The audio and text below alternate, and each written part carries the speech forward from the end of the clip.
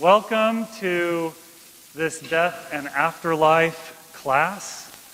This is the third year that I've offered it, and I've really been surprised by the enthusiastic input and response and people coming out and participating in this class. Surprised, but again, not surprised. It's really one of the largest family night classes that we've had, but then not surprised because this is a topic that is very near to where each of us live.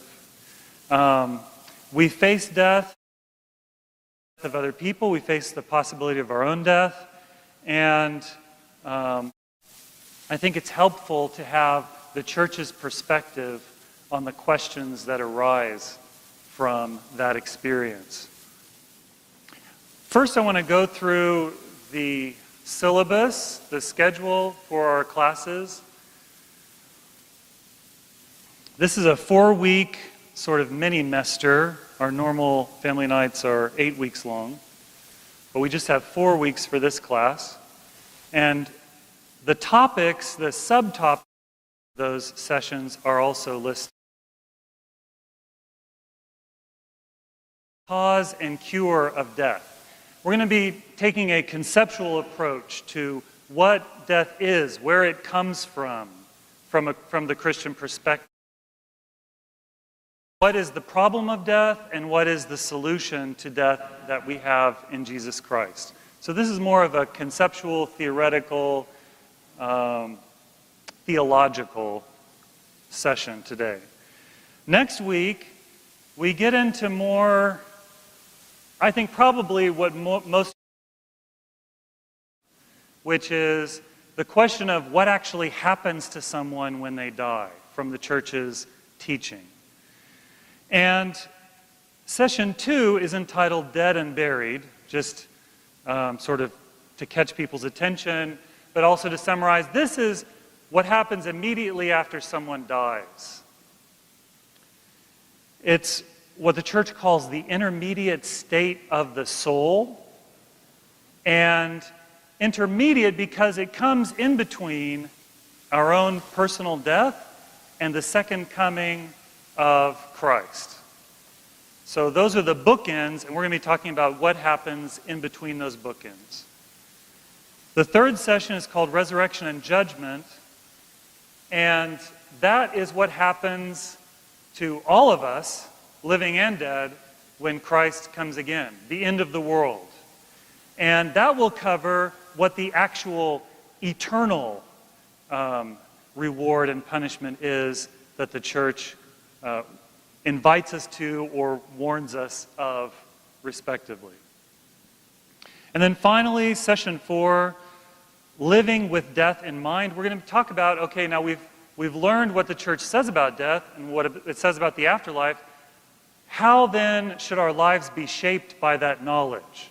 Like what we've learned, how should we apply it to how we live? And how should it change how we live? So dealing with things like grief, dealing with mindfulness of death, how to prepare for death, how to prepare for judgment.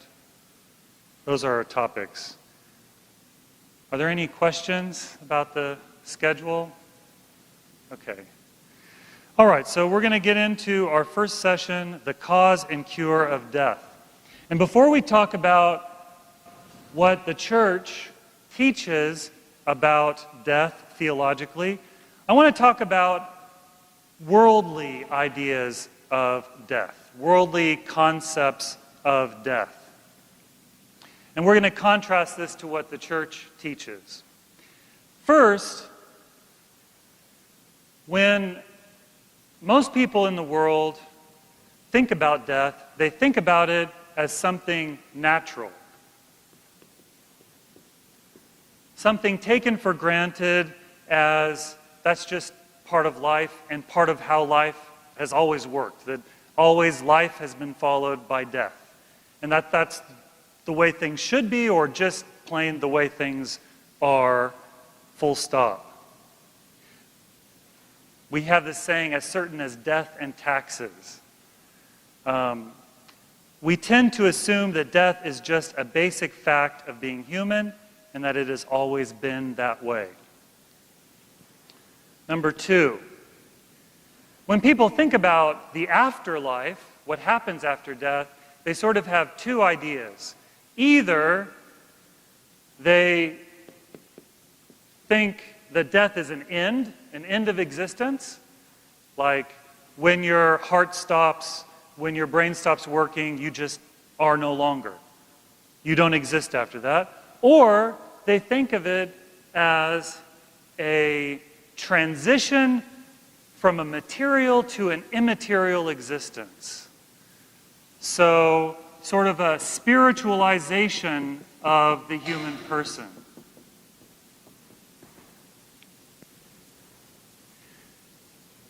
Many modern people simply assume that their biological life is all that there is. That when biological life is over, that's it. They are over. They don't exist after that. These people think of human beings as merely biological, and so they think that things like thought or emotion, will, that these are all just a matter of nerves firing in the brain. Everything's reducible to biological explanations. And so those kind of people would say that death is an end, that that's it, you are no more. Now, the vast majority of people in the world today and throughout the history of the world have believed that there's something more to life than just biological life, okay? There are concepts of afterlife in so many different cultures, in most human cultures.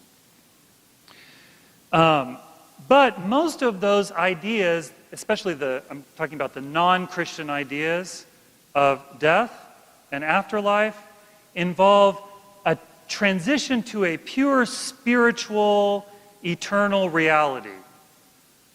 Like when you leave the body, your soul goes off and goes to the better place where souls are, and that's the end of the story, right? Most people, I think, would think that way. In fact, most Christians, if you ask them, sort of conceptualize the afterlife in those terms. That your soul leaves your body, you leave this material world behind, and that you as a person will no longer have any need for material existence. Okay? So, an end or a spiritualization of the human person. People have different ideas of what this pure spiritual state is like, and it depends on mostly what they think they would enjoy to do for eternity. Whether it be, reunion with loved ones, or doing their favorite hobby or their favorite sport, or even the tranquil emptiness of Hinduism, but this conception of a pure spiritual state of happiness. And these ideas are not necessarily exclusive, because I think a lot of people in America today, really have deep doubts about there being anything beyond the biological.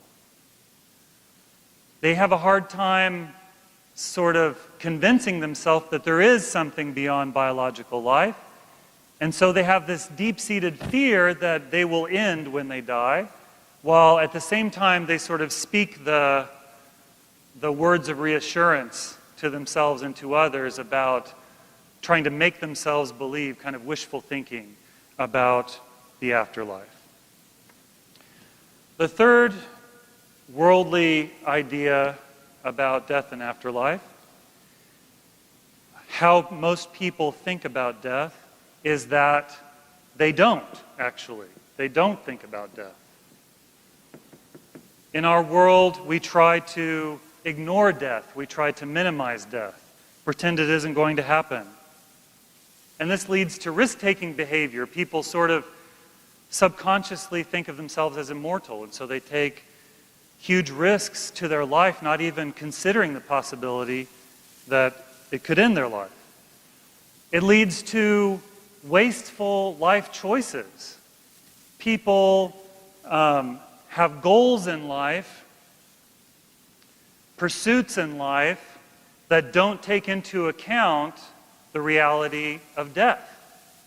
An example of that is found in the Gospel of Luke, You have this quote on your handout. And it's a parable that Jesus told. And Jesus told them a parable, saying, "The land of a rich man brought forth plentifully. And he thought to himself, 'What shall I do? For I have nowhere to store my crops.' And he said, 'I will do this. I will pull down my barns and build larger ones. And there I will store all my grain and my goods. And I will say to my soul, Soul, you have ample goods laid up for many years. Take your ease, eat, drink, and be merry.' So this rich man didn't even consider the possibility that his life could end. He just saw a continual progress. More and more crops, filling up larger and larger barns. But God said to him, 'Fool, this night your soul is required of you. And the things you have prepared, whose will they be? So is he who lays up treasure for himself and is not rich toward God.'" So there's a problem with not taking into account the reality of death when we set goals for our life, when we plan out our life and shape our values. And then also we can see this ignoring, minimization of death in modern funeral services. A lot of modern funeral services, you couldn't even tell that it's a funeral if you sort of just walked in off the street and no one told you what was going on, because they're shaped as or themed as celebrations of life. Oftentimes there's not even a body there or a casket. There's sort of pictures and slideshows and memories of someone's life. And if you were a stranger walking in off the street, you might imagine to see the person sort of sitting in the front row being toasted by this group. And that's because we want to pretend like death isn't a reality even when someone has died. So people tend not to think about death. And then finally, and this is paradoxical given what we just said about people trying to ignore death, people generally fear death. Underneath all of that ignoring, wishful thinking, trying to brush it off as just natural, it's just a part of life, is this deep, deep-seated fear of death. And the more that it's repressed, the more problems that it leads to, like anxiety disorders and depression and really a loss of a sense of self. So these are sort of what I categorize as the worldly concept of death and the afterlife. And all of these ideas and attitudes, you'll find as we continue through this class, are contrary to the church's teaching about death and the afterlife. The gospel provides a completely different perspective that changes our ideas and attitudes, and in so doing, it provides a basis for coping with death in a positive and constructive way.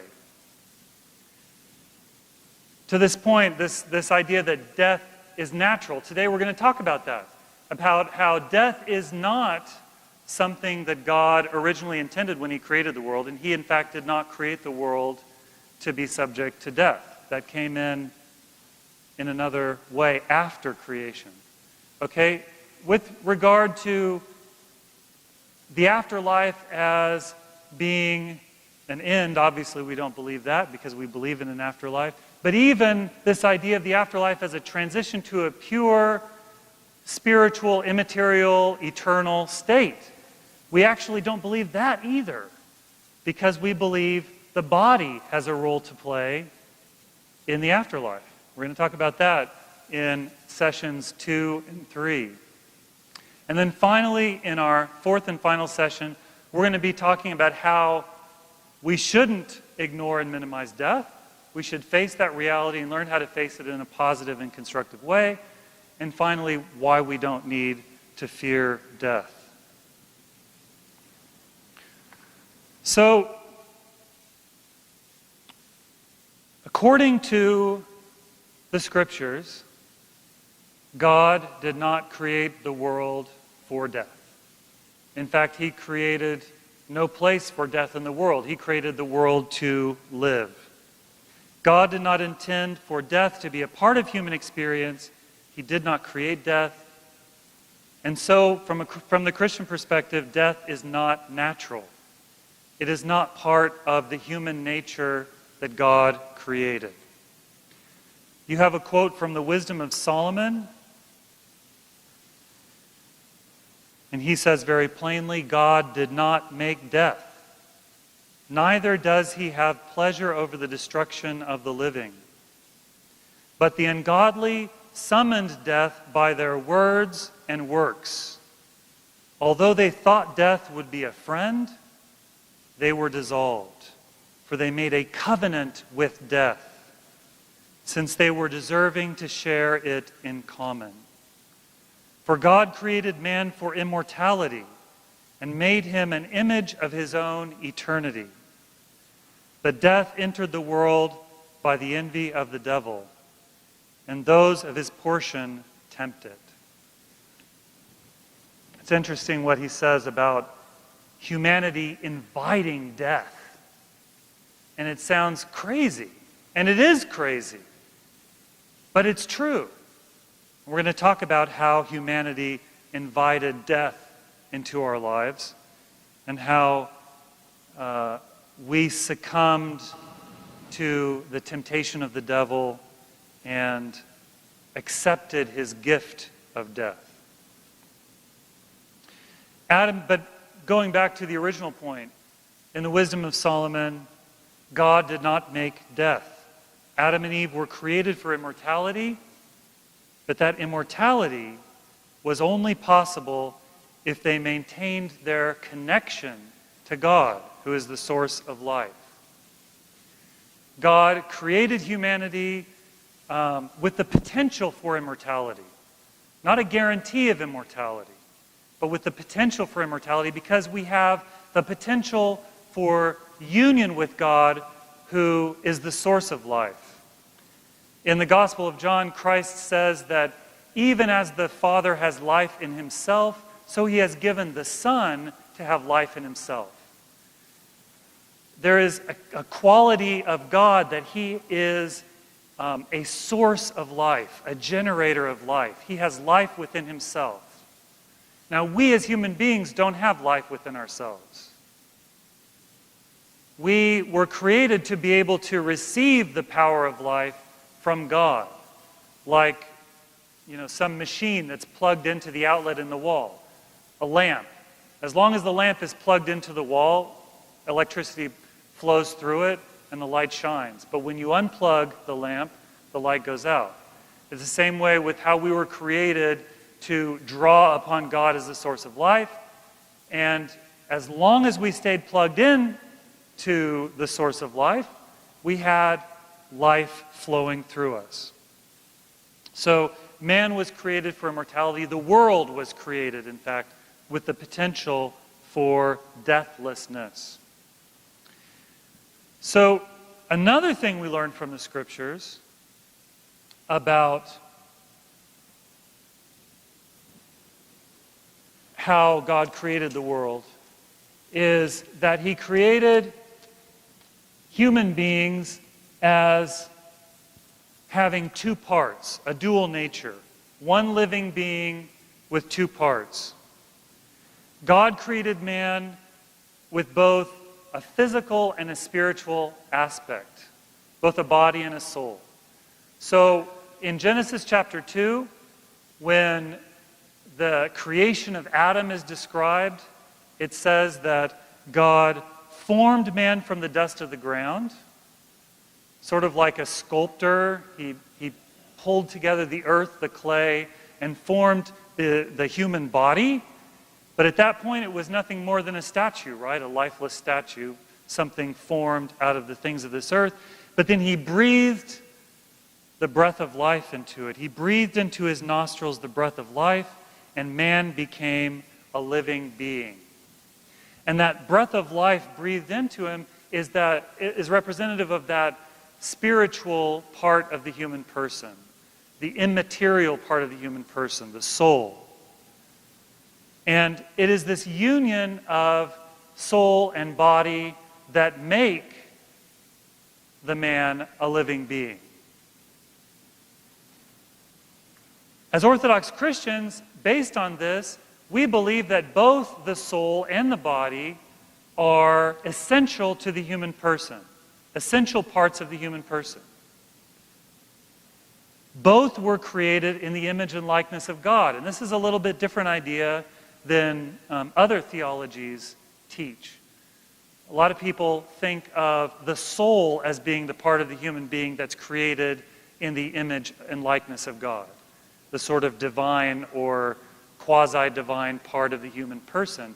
But as Orthodox Christians, we believe that both the human soul and the human body are somehow created in the image and likeness of God. They share in that image and likeness. We also believe that a body without a soul is not a human person. And in the same way, the soul without the body is not a human person. Now, the first part most people would agree with. You know, a body without the soul, that's just earth and dust.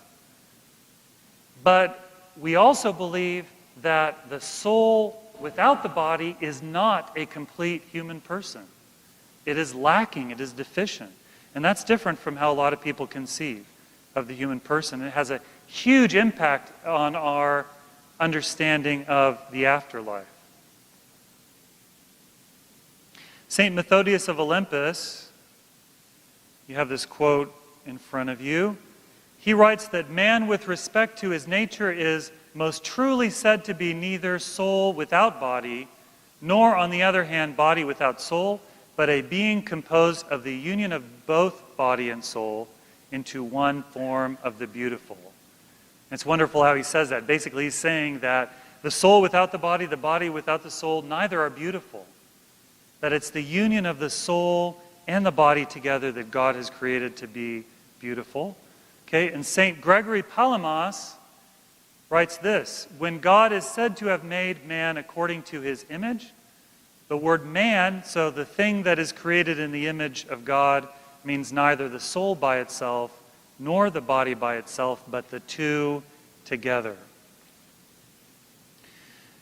Now, we're going to get into the implications of this idea more next week. But for today, I might point out one of those implications, which is that this principle of the human being being dual in nature and the essential union of soul and body being the human person, that this rules out any kind of belief in reincarnation in the Orthodox Church. Because reincarnation is the idea that there's this soul that's sort of hopping from body to body, right? And so it goes through multiple bodies, and none of those bodies is sort of like specially significant to that soul. The Christian idea is that my body is my body, and my soul could never know another body. My soul and my body, they go together in a way that is unique and irreplaceable. So, as Orthodox Christians, hopefully you already know that we don't believe in reincarnation, but this is why we can't even believe in reincarnation. It violates our anthropology, our understanding of the human person. Now we're going to talk about how death came into the picture, but before we do that, are there any questions about what we've talked about so far, or about these two principles of creation? Don't be shy because of the microphones. It's okay. Somebody has to be first. Okay, Karen, be first. But you need it for the recording. So when you talk about the soul and the body, can you also mention how that relates to the Orthodox view of cremation? Yeah. So this also has an impact on our prohibition in the Orthodox Church on cremation. And I was going to talk about this in another session, but I can talk about it now. That's fine. No, it's good. Since it's come up. And that is a really big question that people have. So, cremation was used in ancient times, especially, by pagan religious cultures that did not think that the material world was good. In fact, many of them, they had a dualist understanding of the world where material things, like the physical world, was evil. It was always negative, and the spiritual world was always good. So immaterial was good, and material was bad. And so along those lines, they would think of the body as something that the soul needed to escape from. Like the body was a burden, the body was dragging the soul down, preventing the soul from reaching its full potential. And so in these pagan cultures, they would see the body as something negative. And that's why they practiced cremation, because their idea was when a person died and their soul left their body, that they were sort of relieved. And what was left was just the trash, right? And so what you do with the trash is you burn the trash up so it doesn't take up any space. You don't give any special significance to what is left over when what you're focused on is the soul sort of escaping into this pure spiritual reality and having no more need for the body. Also, you can really think about it, cremation in those cultures was maybe even celebrated as kind of symbolizing that release of the person from the bonds of the body. Like the body is burned up and you see the smoke going up and you think, oh, that's like their soul that's escaping into the spiritual realm from this evil material realm. Well, as Christians, we don't believe that. We don't believe that premise. We don't believe that the world is essentially evil, that the material world is essentially evil. In fact, we believe the opposite. Because in Genesis chapter 1, when God creates the world, after every step of creation, he says, and it was good, right? So God creates he creates light, and it was good.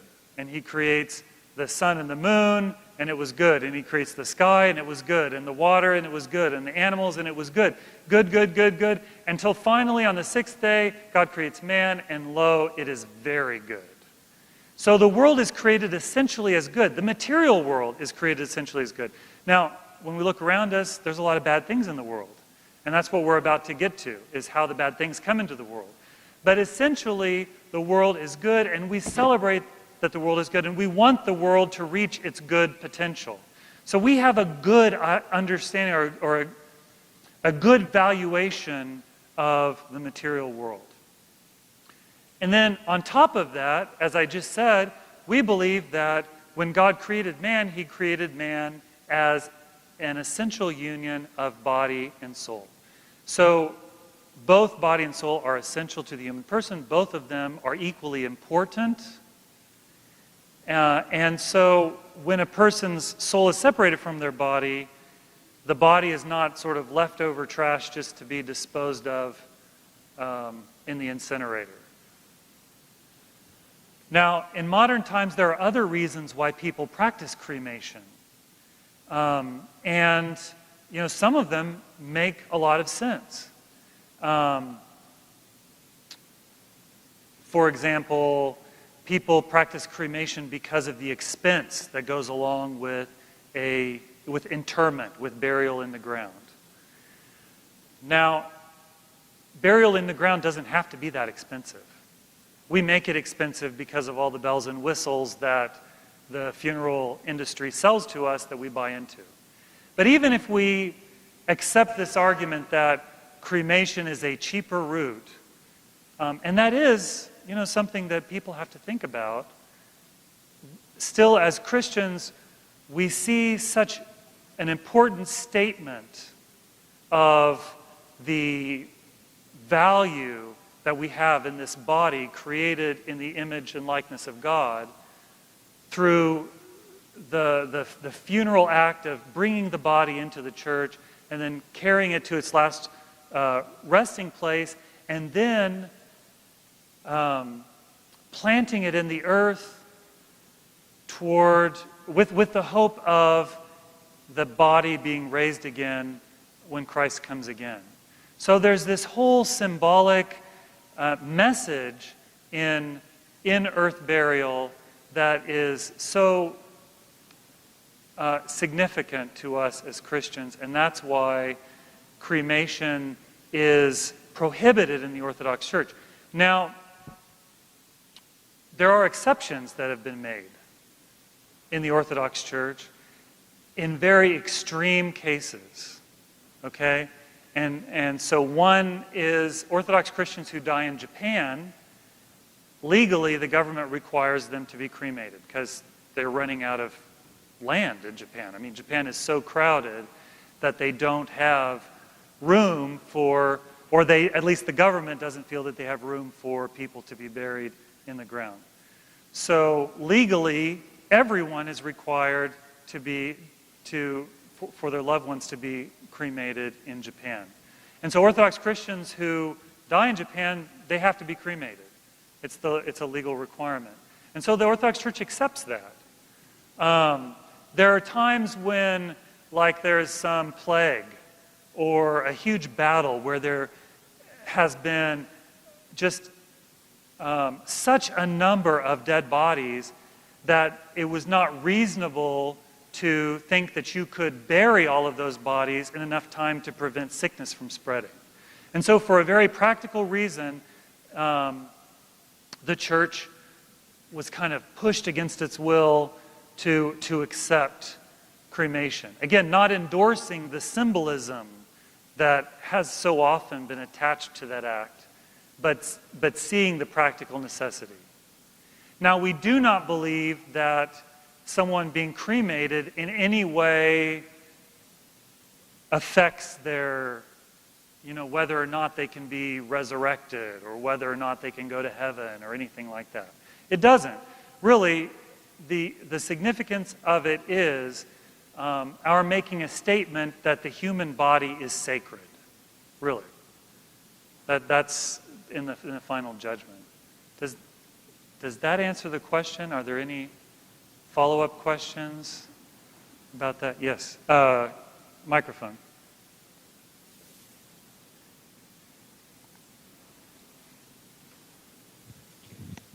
So you're saying that it's not that if the body is destroyed, it's not that the person's spirit or whatever is destroyed. It's just more of the symbology of the sacredness of the human person. Right. It's why we preserve the body. But if the body is incinerated for some reason, or people have been dying for thousands of years, and there's people who were buried and their bodies are no longer there just because nature's destroyed it.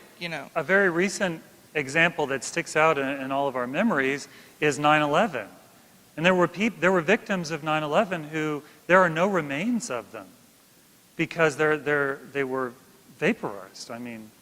Not by any choice of their own. And so obviously, we can't criticize them for that. We don't criticize them for that.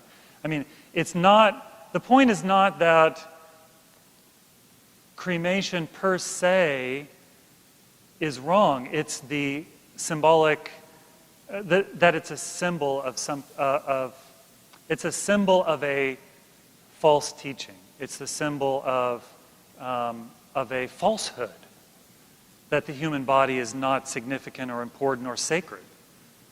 So, yeah. Good. Yeah. Jan?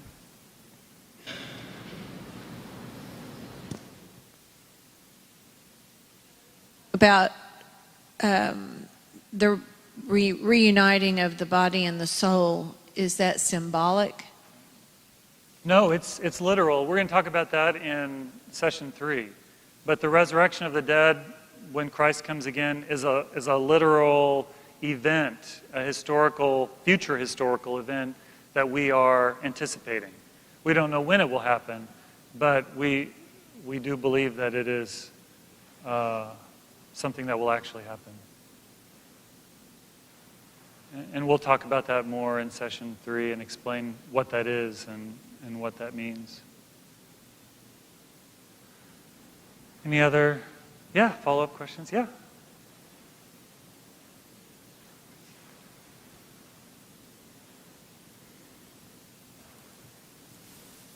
What about organ donation? Organ donation.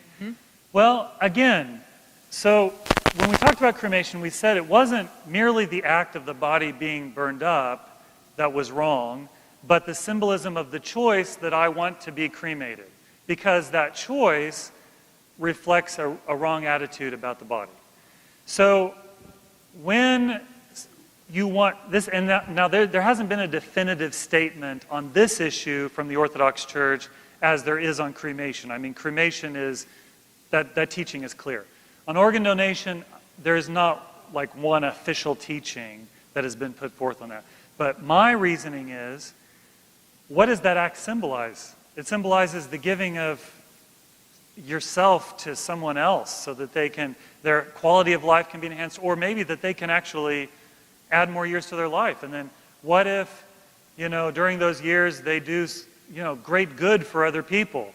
Or what if those are the years they need in order to repent and come to God and be prepared for eternal life? I mean, so to me, organ donation is something positive, and we don't have to be afraid like that if I don't have my lungs, then in the resurrection I won't have lungs, so what am I going to do? You know what I mean?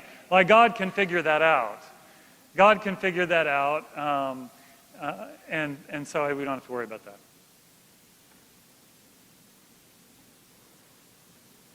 Other? Yes.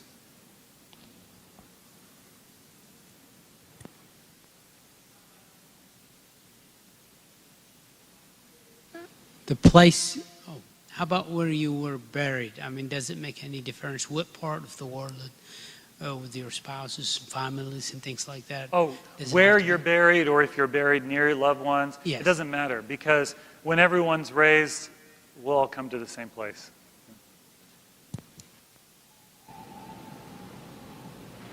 Anyone else? Okay, good. And we might come back to these questions in session 2 or session 3, so you'll have another opportunity to ask about this kind of these and related topics. All right, so we just talked about how God created the world in the beginning, like God's original plan for the world, and how he created human nature in its pristine origin. But the message of the book of Genesis is that reality, that state didn't exist for very long. Because right after humanity is created, man and woman, Adam and Eve, are created in chapter 2 of Genesis.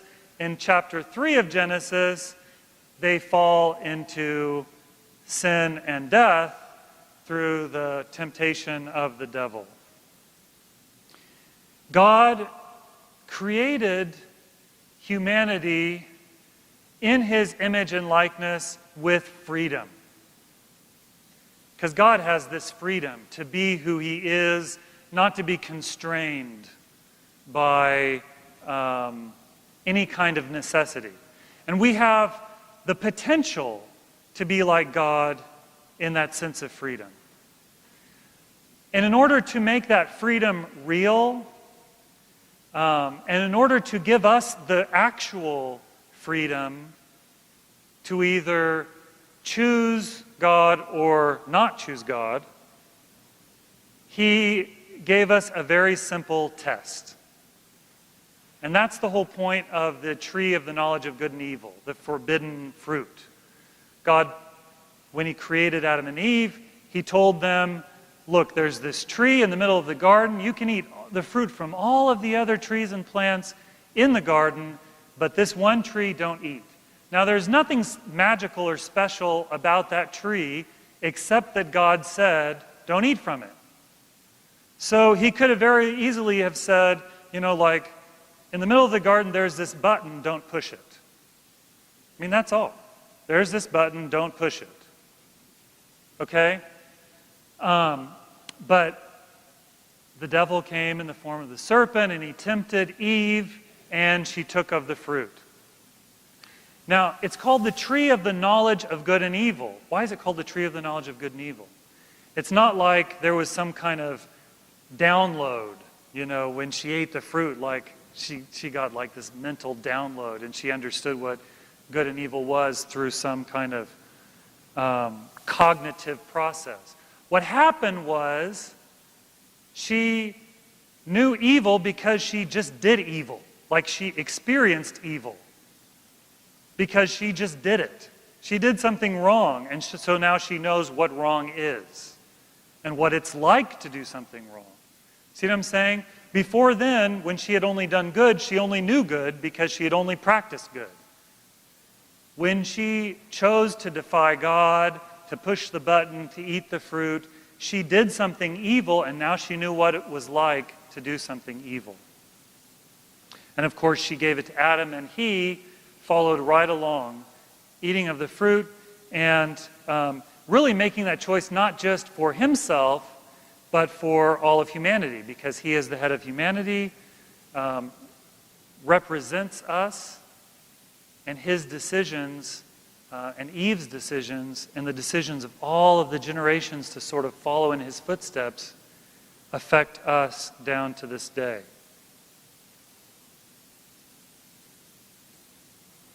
Now, God warned Adam and Eve when he told them not to eat the fruit from that tree. In whatever day you eat from it, you shall die by death. You shall die by death. Of course, they didn't know what death was, but it must have sounded pretty ominous when God says, not just you will die, but you will die by death. And this is what happened when they sinned. Now, we conceive of this as being a punishment, right? Adam and Eve defied God, and so God sentenced them to death. And that's sort of how it's related in the book of Genesis. But really, theologically, even though we accept that that is how humanity experiences the reality of death, it's not an arbitrary punishment that God meted out on the human race after they sinned. It's not punishment in the sense that we think of punishment, like a judge who sits there and mulls over the facts and decides, okay, this is what you deserve, and so I'm going to give it to you. It's the simple reality of the lamp being unplugged from the wall. So, when Adam and Eve sinned, they decided, I'm not going to do it God's way, I'm going to do it my way. They turned their back on God, they unplugged themselves from God, they decide to go it on their own, and so they reap the consequences of that choice. Consequences that were unforeseen by them, okay, maybe, because they were ignoring God's warning, because God warned them ahead of time, when you eat of this fruit, when you defy me, you will die by death. St. Paul talks about this reality of death being the consequence to sin in Romans chapter 6, verse 23. You have that quote in front of you. He says, the wages of sin is death. The wages of sin is death. And this word wages is, in Greek, a word picture. What it refers to is the provisions that a commander gives to his soldiers. And really, it more precisely refers not to money, but to food. Like the commanding officer commands a distribution of food to his people. So he takes care of those who follow him, and he gives them their provisions. And there's a real irony there that St. Paul would choose that word. Because what he's saying is actually the same thing that the wisdom of Solomon was saying. He's saying that if you decide to leave God's camp and enter into the devil's camp, if you de-enlist from God's army and you enlist in the devil's army, these are the provisions that he gives you. If you stay with God, he gives you life. He gives a daily distribution of life, so to speak, to his army. When you enter the devil's camp, he gives a daily distribution of death for those who follow him through sin. Now, as I said, we think of this as punishment because we experience it as punishment. But in reality, it is a natural consequence.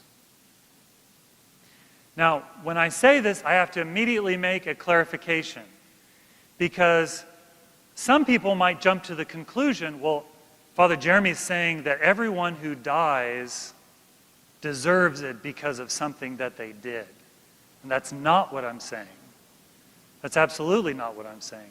Because we know of at least relatively good people who have died, but we also know of innocent children who haven't even had an opportunity to do anything wrong, who have died, maybe even in the womb. So obviously there's no sin that they have done that they could receive sin, or they could receive death in exchange for that sin.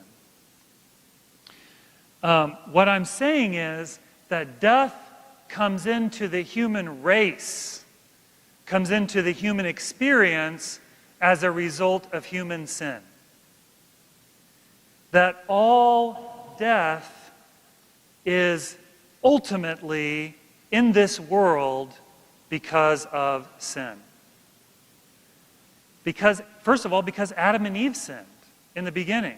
It brought death into the world. And because generation after generation has sinned, that brings death into the world.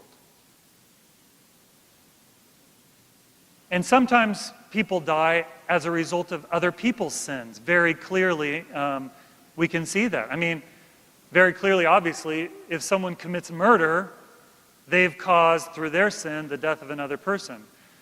More indirectly, imagine someone who smokes heavily, like smokes cigarettes heavily in like enclosed space with their children for year after year, and through the secondhand smoke, their children eventually get lung cancer and die. Or imagine that some company discovers, like, let's say GM. I mean, that's an example closer to today. GM had the problem with aren't they the car company that had the problem recently with the ignition switches? And they got in trouble not just because of the problem, but because it was covered up. The notification was delayed, and people died. Well, people died as a result of the sins of individuals in that company. We also have clear examples of death being the result of our own choices. Like I said, we make poor health choices, and it can hasten our death, whether it be through our diet or our inactivity, lack of exercise, or through risk-taking behavior of other kinds. So our actions can lead to our death very directly and clearly. It can lead to other people's death very directly and clearly. But beyond that, there is this larger sense in which death is in the world because of the cumulative weight of human sin throughout history.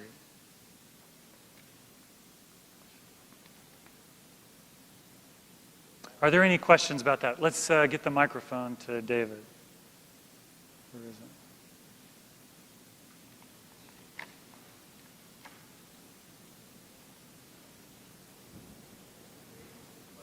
Hold on. Okay. It takes a second for it to come. It raises the question, because you said the world thinks of death as natural, and you said we as Orthodox Christians don't believe that. However, you just said death is natural. Well, I said... Yeah, go ahead. Make sure I'm clear, because of sin of man, because no one's ever lived without sin. Is that what you're saying? It's natural that we as humans are going to sin, so it's natural that we're going to die. Well, we have two different definitions of the word natural being Okay. used here. And so I'll clarify. Okay. When we talk about natural, especially from a theological sense, natural means the essence of something as it is in itself. Like we're talking about the essential nature of a thing. Not what's happened to it since it is created or was created, but how it was originally created by God. Or when we talk about God's nature, that is Him as He is in Himself. Now, when you say natural, what you mean is that it is a part of reality as we know it today, right? But all of that is post-Adam's sin. That's post-original sin. So your first definition of natural is the way God intended for us to be. And how God created us originally, how Adam and Created Eve us. were in the garden before they So sinned. the second definition of natural is what really happens. Exactly. That's, we could say, an existential definition of natural as opposed to ontological would be, I think, the technical term for my definition of something as it is in itself. But what that also means is, when we say that, we mean that human nature is still intact within us. Like there is still that potential that God placed in us to be immortal, to be utterly free, where we are not in any way constrained by sin or by the passions or by all the things that constrain and control us today. That nature is still within us, even though we've disfigured and marred it and muddied it and pulled it apart. But deep within us, there is still that potential that has not been lost. So it's not a transformation where we've lost that essential gift that God's given us, but our experience of reality is that we aren't able by ourselves to get back to that. That's why Christ came and saved us. So. It's time for our break. Family nights, for those of you who this is your first family night, we have a 10-minute break at 8 o'clock, so you can go into the hall and get refreshments, and then when it's announced, come back in here and we'll finish up our session for tonight.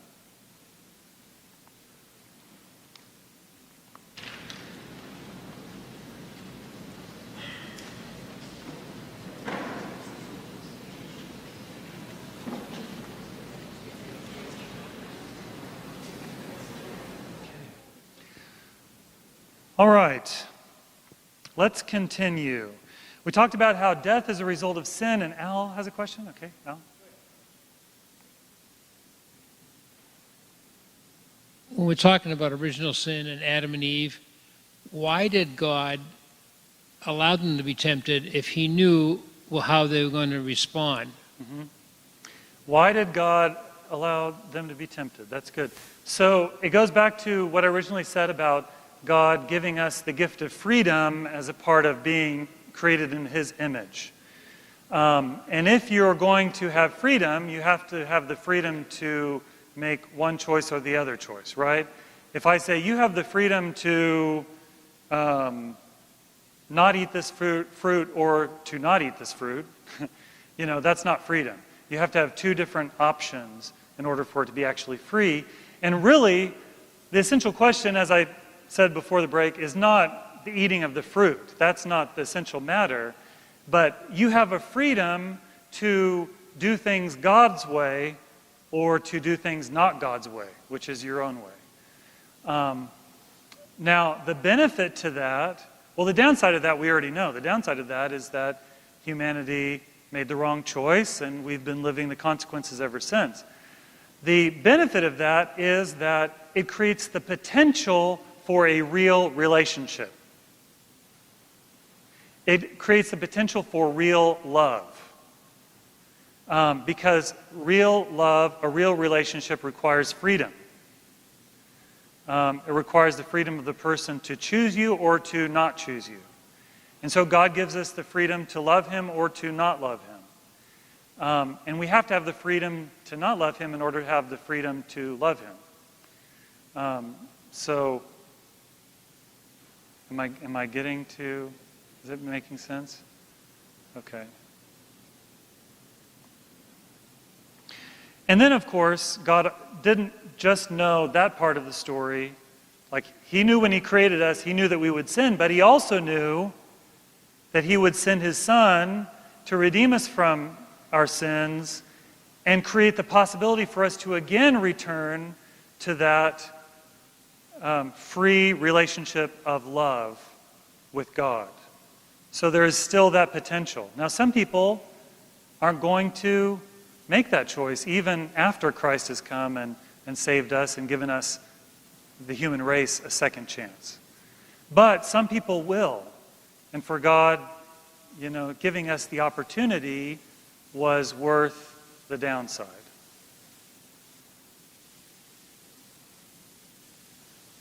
Other questions from what we've talked about so far? All right. So now when I talk about death, I think most of us are thinking about physical death. But those of you who have read the book of Genesis will remember that Adam, after he sinned, he lived for 900 years. So, was God lying when he said, after you eat the fruit, you will die the death? Actually, let's remember God's words exactly as they are. Oh no, now I've got my pages mixed up. But God said that in the day when you eat of it, you don't have it on your page, I have it on mine. He says, in whatever day you eat from it, immediately you will die by death. So, was God lying? No. Because when we talk about death, from a biblical point of view and in Christian theology, physical death is sort of almost an afterthought to what we mean by the word death. Oh, these are brand new. Good grief.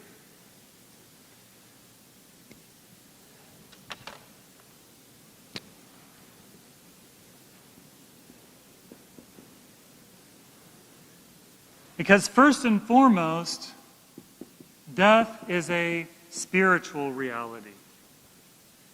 When Adam and Eve sinned, in that day they died by spiritual death. And we use this idea of spiritual death actually just when we talk in everyday speech. We might say that, when such and such happened, I died a little bit inside, right?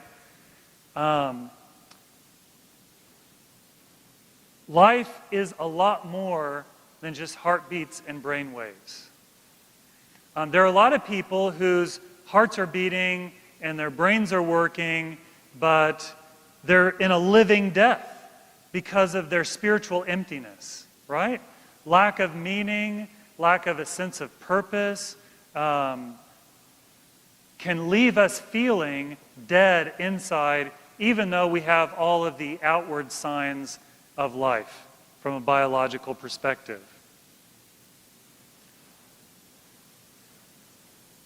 It is spiritual fulfillment, spiritual life, that makes life worth living. And what happens when we sin, as I talked about before the break, when we turn our backs on God, when we unplug ourselves from God, spiritually, our spirits are the first thing that dies. We lose our connection with God, and as a result, we lose our sense of meaning, our sense of purpose, our understanding of reality.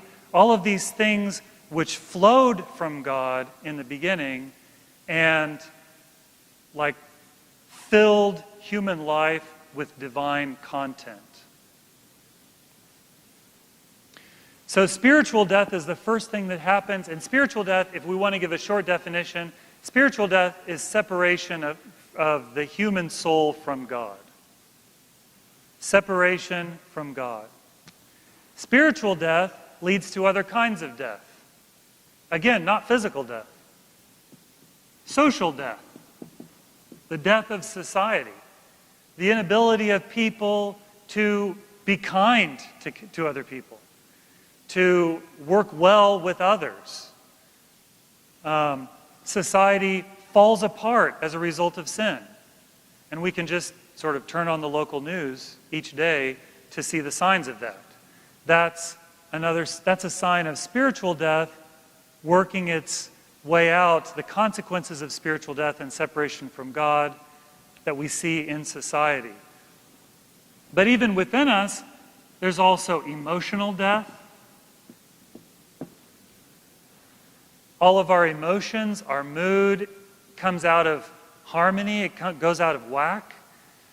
Because of our separation from God, because of the lack of a sense of meaning and a fulfillment that comes from that relationship, then we have things like depression or anxiety, or even emotional numbness. I mean, all of these sort of emotional disorders ultimately come as a result of separation from God and the ramifications of that within our lives. We have intellectual death, the death of the mind, the inability to understand what this world is all about. And you might say, well, we have intellectual progress, right? Science is discovering all kinds of dividing molecules into atoms and dividing those into, further into subatomic particles and quarks and et cetera. And we are discovering more and more things each day.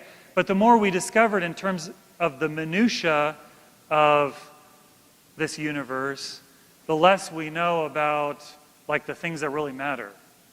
The less we understand about even things like death and why there is death and what death is. We have moral death, which is the death of the conscience. The loss of the ability to distinguish between right and wrong, which would have originally flowed from the spiritual life that we have had coming from God when we were plugged into God before sin.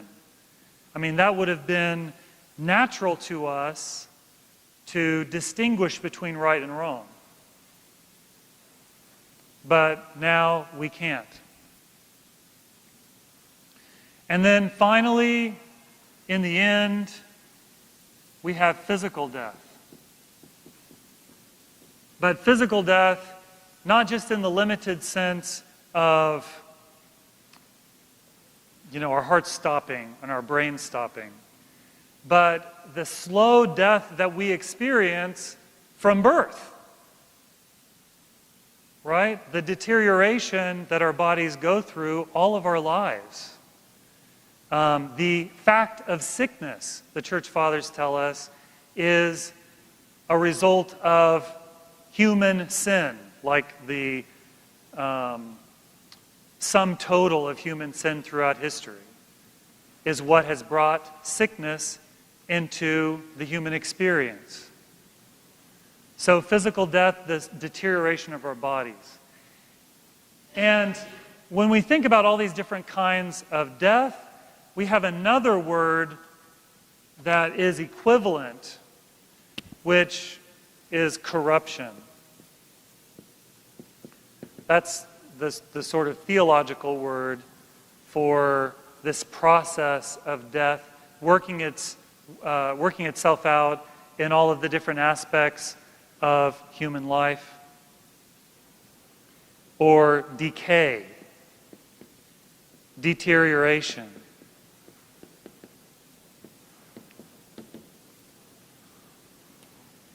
It's things falling apart from the good order that God originally intended and the good order that God originally created. So another way to understand death is that when God created the world, He created it with perfect order and harmony and beauty and everything worked the way it was supposed to, within our personalities, within our moods and our emotions, and our understanding of life and our morality and our bodies. Everything had this harmony that God created it with. God created it, and behold, he said it was very good.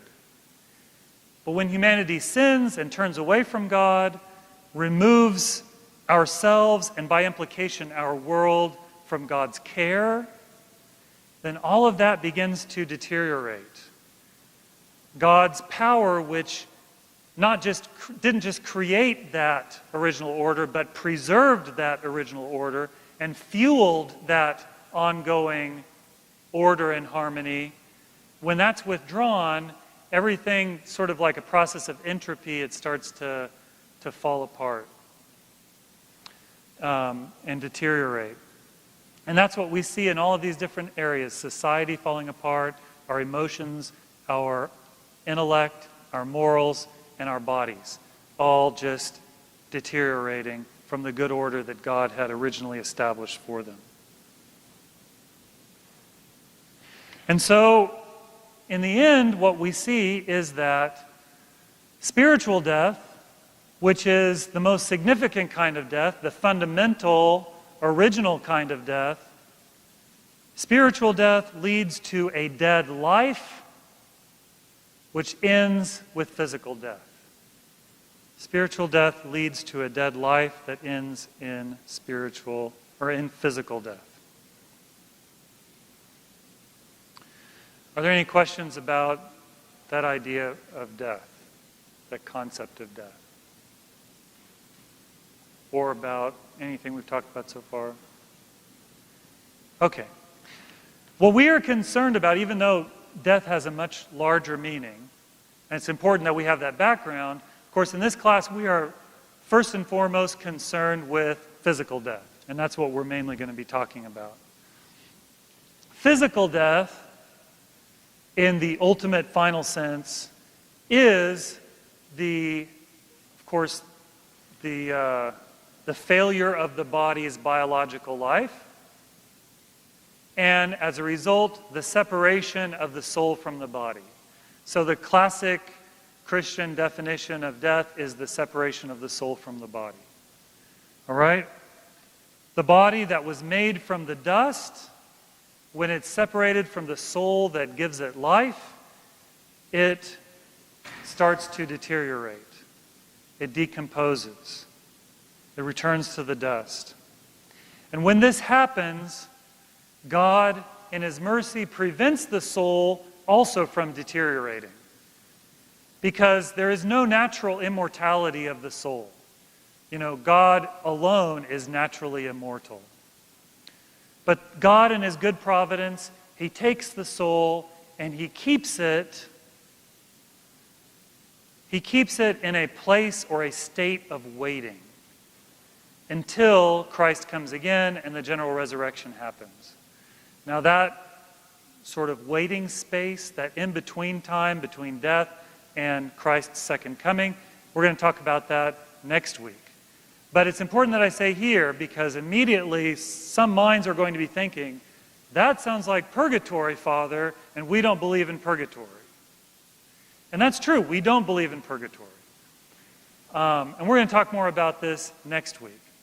But when your mind jumps to the idea of purgatory, there's two reasons for that. One is that you might not clearly understand what the Catholic Church means by purgatory, because it's more than just a waiting place. People kind of have this vague idea of what purgatory means. We'll talk about that more next week, about what the Catholic Church, the Roman Catholic Church, teaches about purgatory. And then the other side is, you may not have a clear understanding of what the Orthodox Church teaches about the afterlife, and that's, of course, why you're taking this course, so I'm glad you're here. But just suffice it to say, don't go home and tell your friends and family that, Father Jeremy told us we believe in purgatory. We don't believe in purgatory. And you'll find out why next week.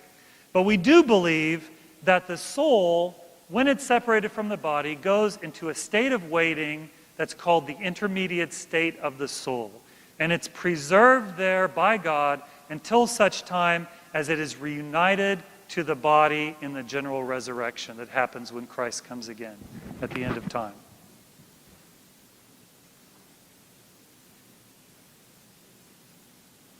Now, again, and we're going to keep coming back to this session after session, but it's important to bear in mind what we talked about earlier when we talk about the soul separating from the body, okay?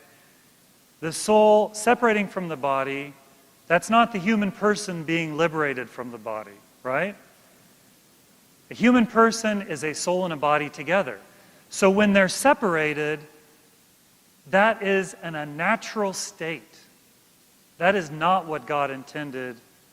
It is not even something that makes sense from an intellectual point of view. If your basis, your premise is the Bible's teaching about the human person being a soul and a body united.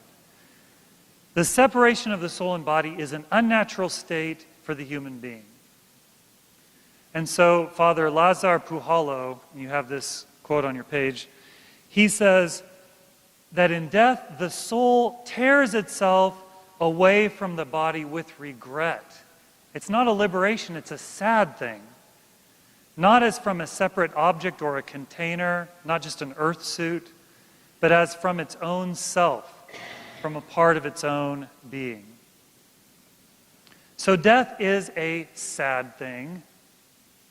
Of course we mourn death as a sad thing, but it's a sad thing even for the dead person. Now, there's a Christian hope, a greater Christian hope that turns that sadness into joy, but we have to first and foremost recognize that this is a tragedy.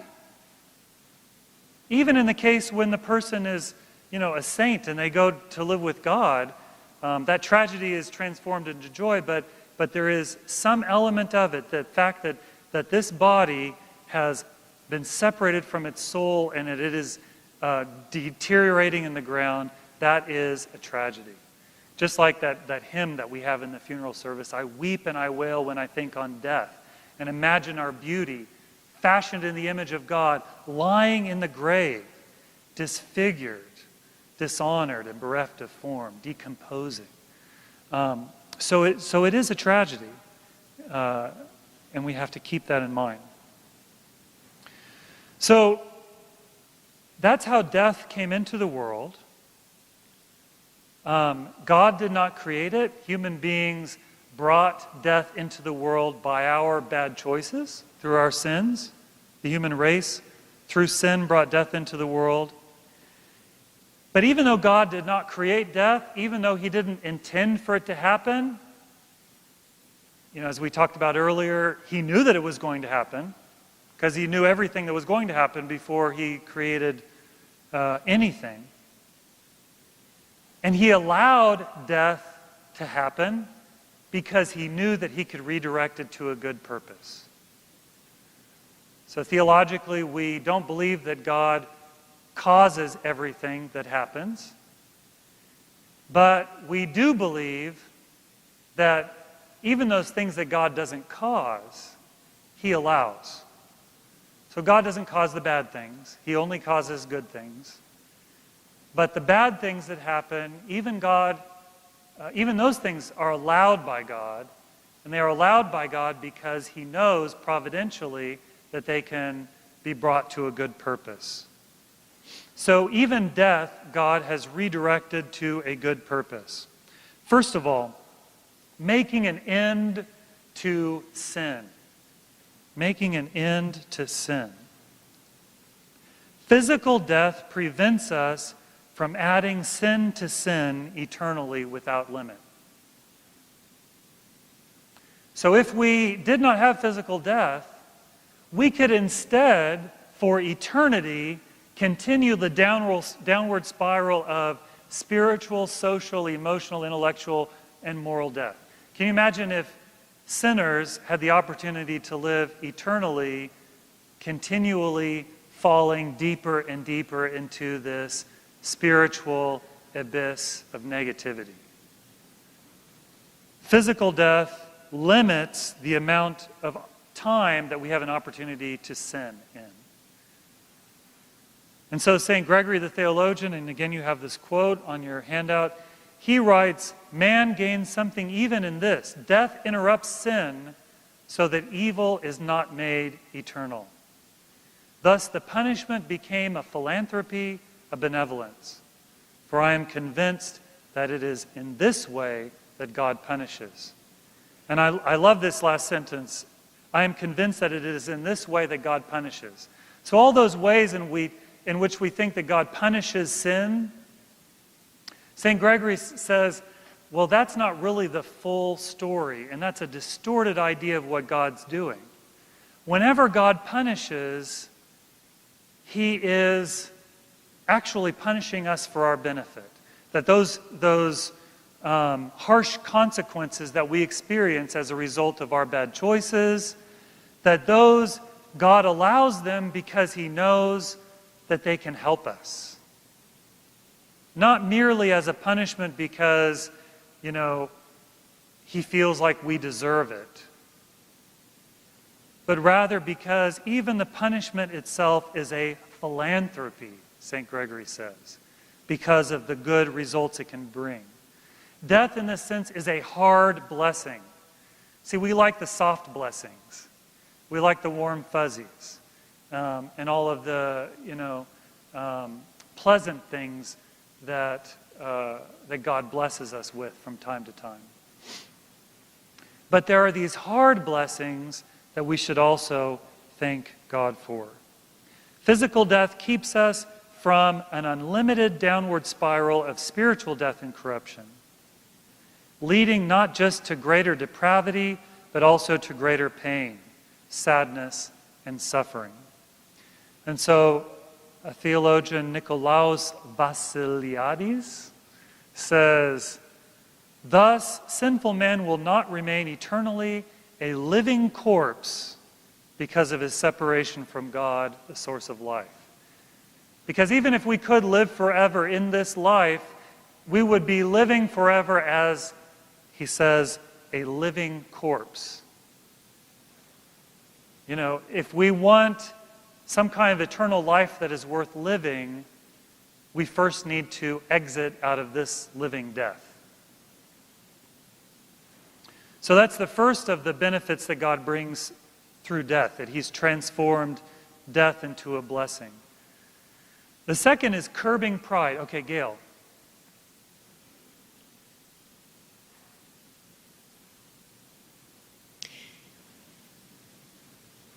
In other words,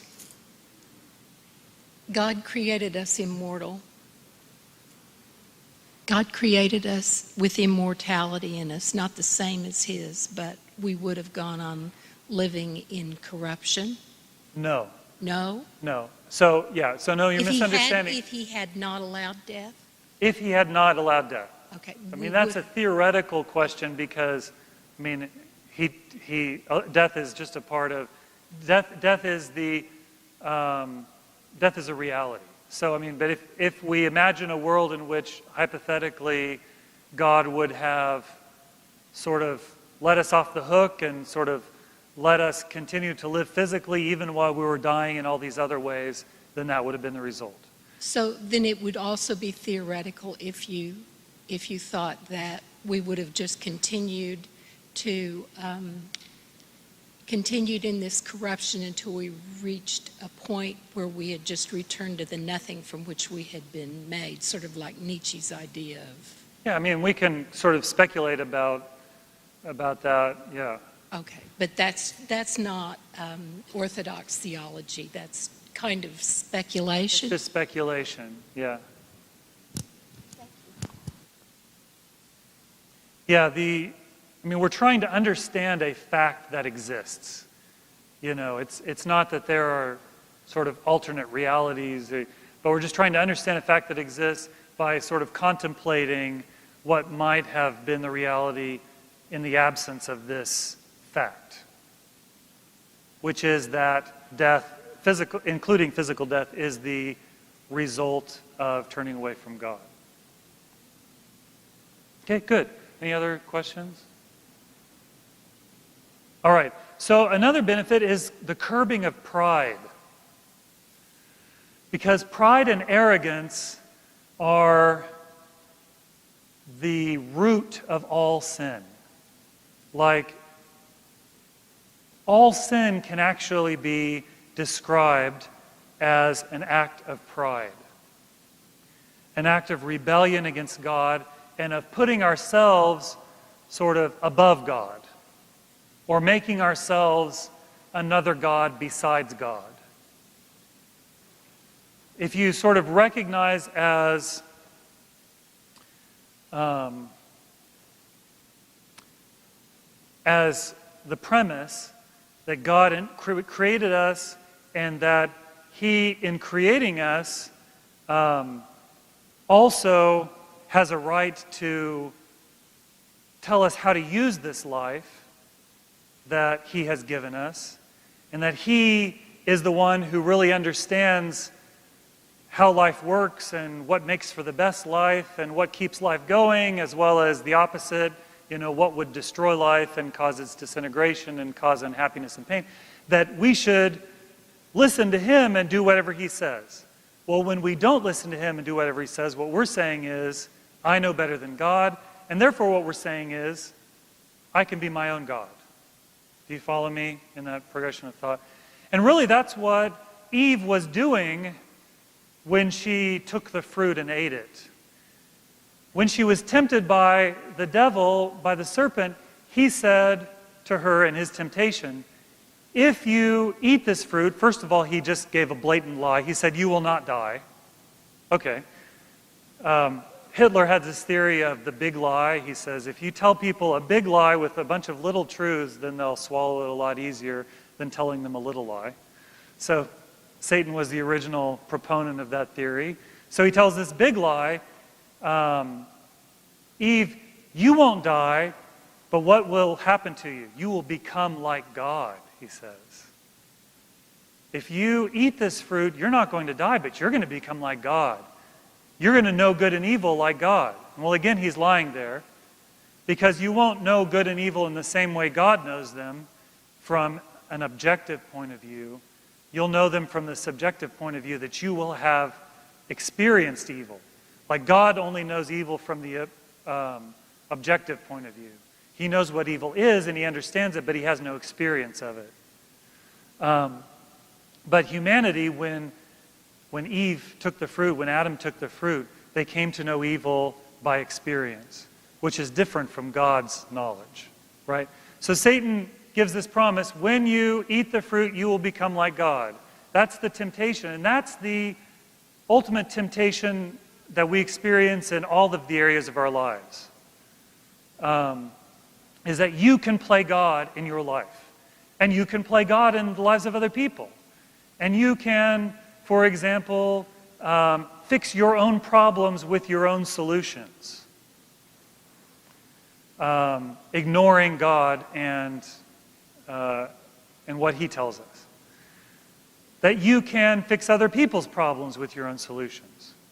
That you can run the world better than God or other people. That you can run your family better than God or other people. You can run your relationships better than God or other people. So at the root of every temptation, and therefore at the root of every sin, is this proud thought of putting ourselves in the place of God. Choosing to go our own way, and trying to be masters of our own destiny. Now, the awareness of mortality undermines this pride. I mean, if we open our eyes and really keep in mind the reality of our own mortality, it causes us to recognize and admit our smallness in a way that, very few things will do.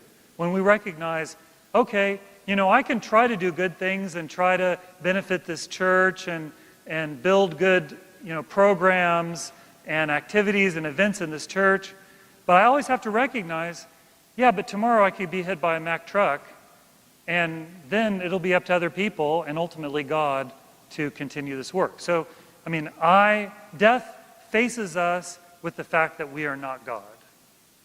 Did you have a question? Microphone.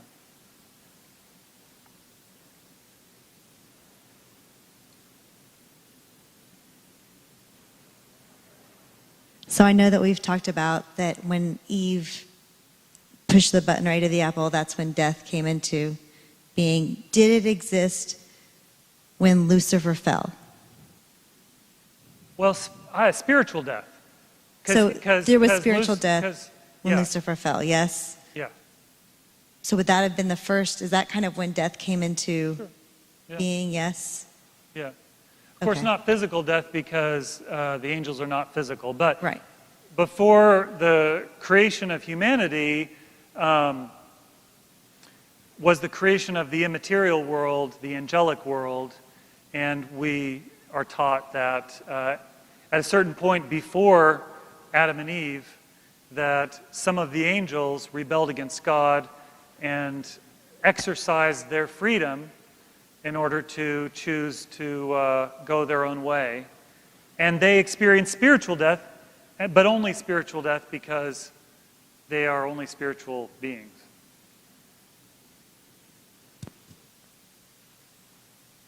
Okay. All right, and the final benefit that I want to talk about is the transformation of the body through decay. Transformation through decay.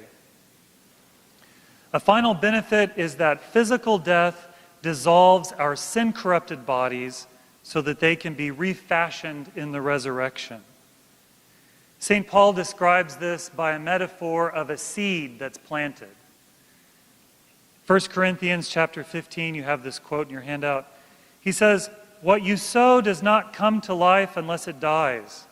And what you sow is not the body which is to be, but a bare kernel, perhaps of wheat or of some other grain.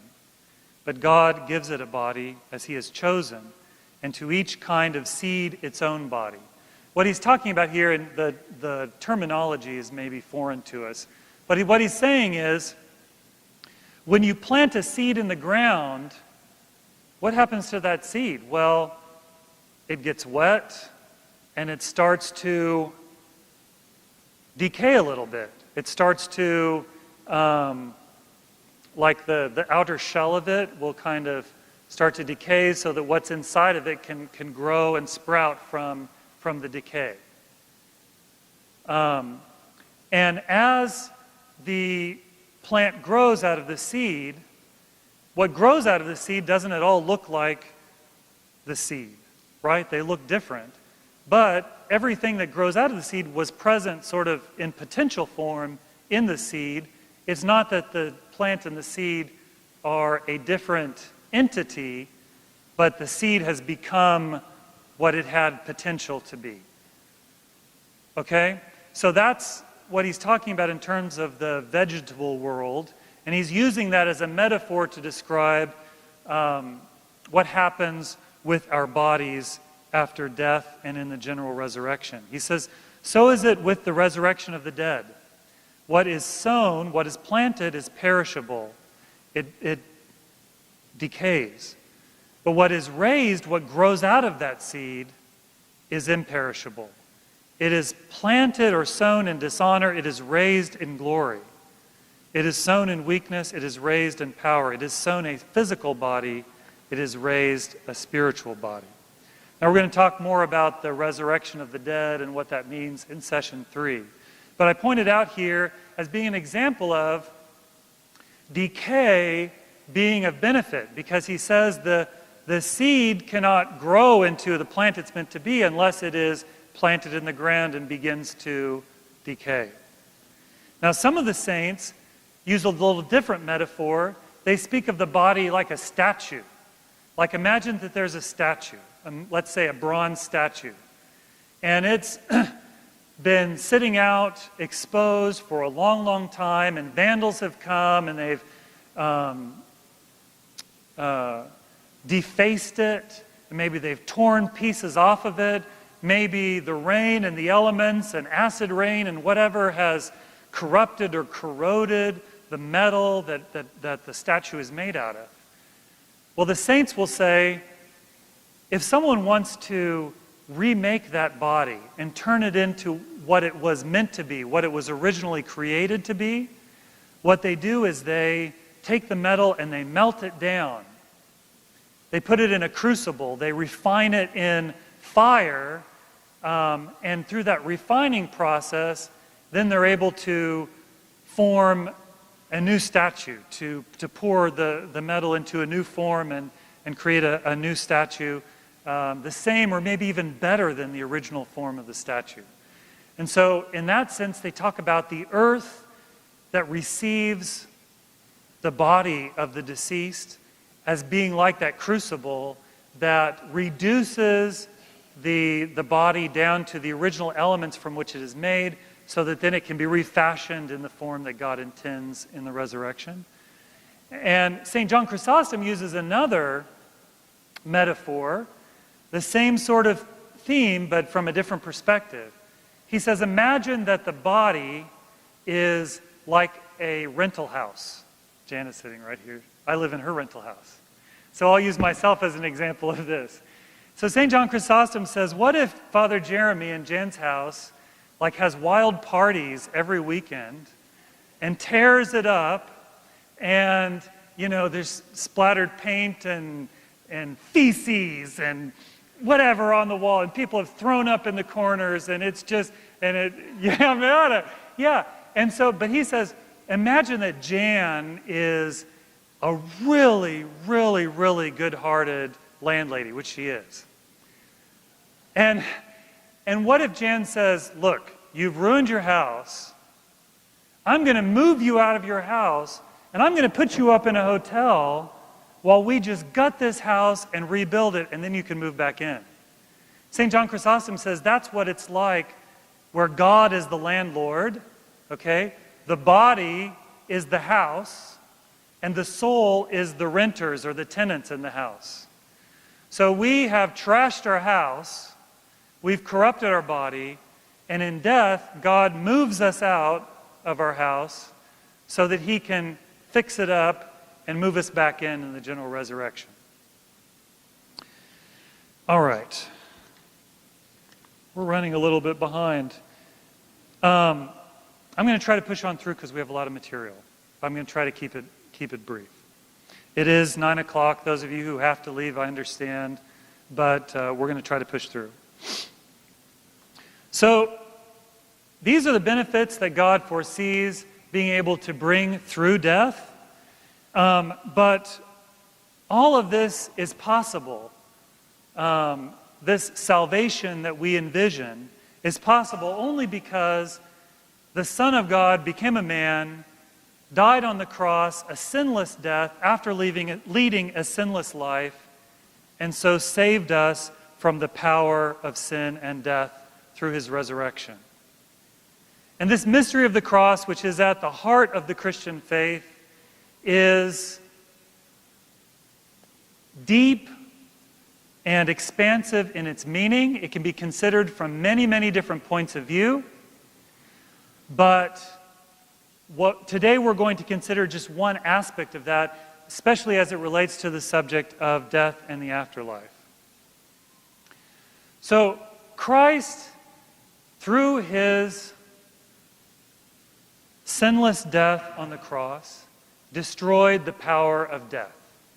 And that's what we celebrate on Pascha, right?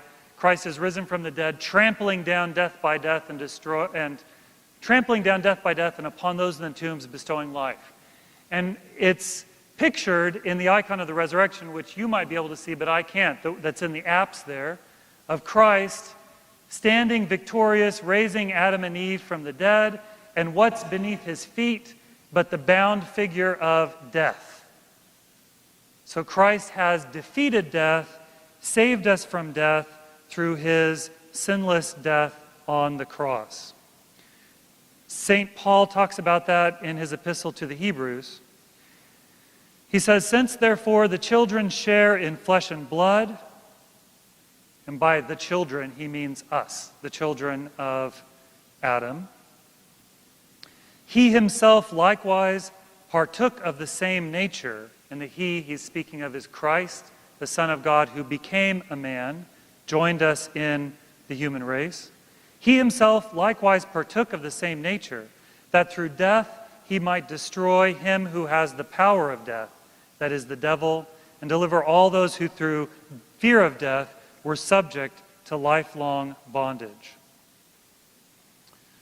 So Christ destroyed the power of death by invading its territory. And that's what we especially see in that icon. Christ, his soul, after it was separated from his body, descending into the realm of the dead, Hades, breaking down its doors. And you see the bronze doors of Hades underneath his feet, and liberating those who were held captive there.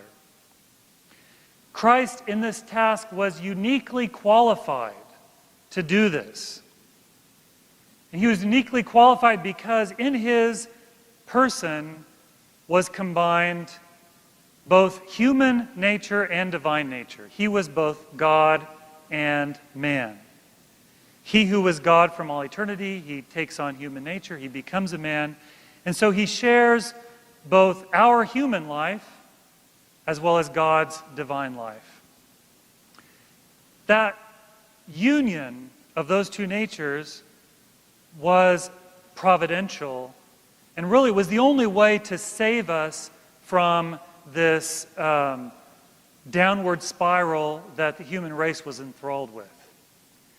Because only as a man could Christ enter into the experience of death, right? God is immortal by nature, so he's separated from death. He has no experience of death, and he, in a way, death is foreign to him.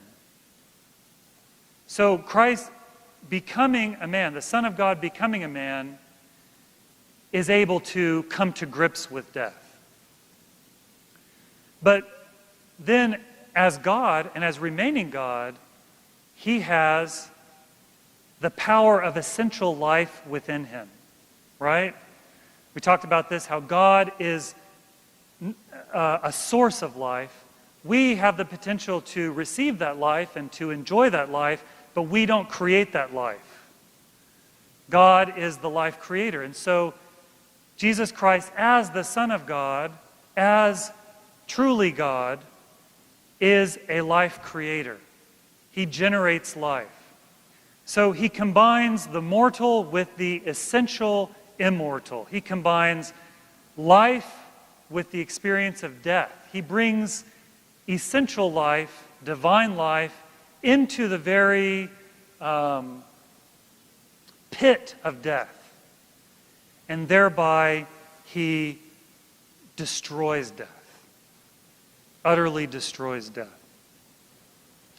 St. John Chrysostom and several of the other saints talk about this act of Christ's soul descending into Hades like a bitter pill that death was made to swallow. So death, in finding Christ, and you can read the quote from St. John Chrysostom on your own, but I'll just summarize for you since we're out of time. Jesus Christ, he had the form of a man, and when he died, death received him happily. Just as it hungrily received all of those mortal men who, after a life of on earth, have died and entered into its realm. But it did not see the invisible reality that was attached to that visible reality. It did not see that this man was not like every other man, but was also God. And so, having received this, what it thought to be a man, it found within itself God. And not just a generator of life, but a generator of life who, through his sinless human life, had fashioned a soul which death had no claim on. So that's the other aspect of it. Christ as God brings divine life into death and destroys death. But also Christ has fashioned this sinless human life that death has no claim on. The wages of sin is death. Christ did not sin, and therefore Christ did not deserve death. Among all human beings, among all adult human beings, Christ, through his sinless life, positively deserved life, and yet he received instead death. And so when death receives within itself divine life, when it receives this sinless soul, the whole sin and death system, which had been running for so long, is exploded. It's blown apart.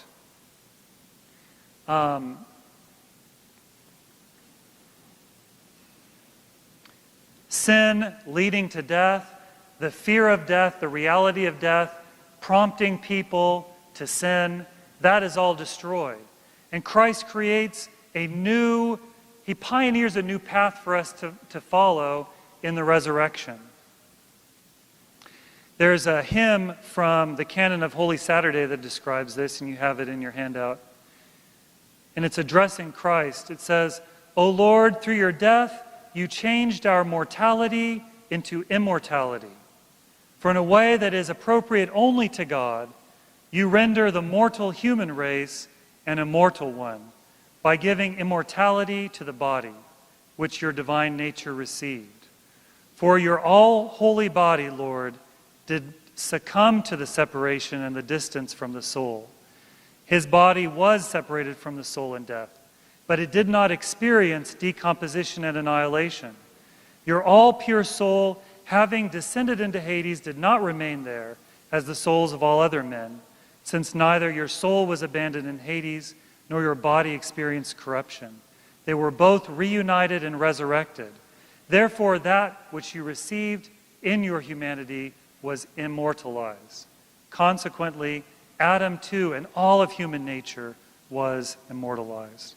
It's 9:10, so we're going to continue with this next week. Thank you for your patience and for bearing with me. And any questions that you have, I think probably save them for next week. Write them down and bring them with you. Thanks.